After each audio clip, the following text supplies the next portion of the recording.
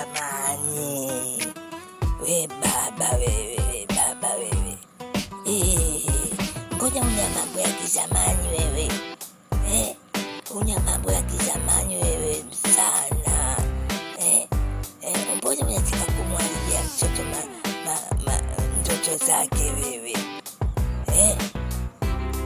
mbona unataka kumharibia mtoto ndoto zake? Mwache mtoto aendelee kusoma. Mimi ninao uwezo wa kumsomesha na akasoma mpaka huko akaenda mwenye akipenda, akipata mtu atapata mtu anampenda. Acha bwana ujinga wewe, vipi bwana?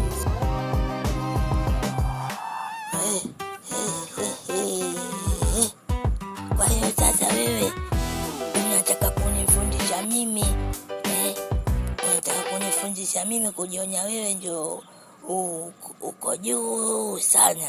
Mbona unanipanda kichwani wewe? Mbona unaniparamia kichwani wewe? Sasa mimi nimesema akitokea mtu, na mtu sio kama akitokea mtu, yupo ataolewa, hata akitaka ataolewa, akitaka anaolewa. Nimeshasema hivyo.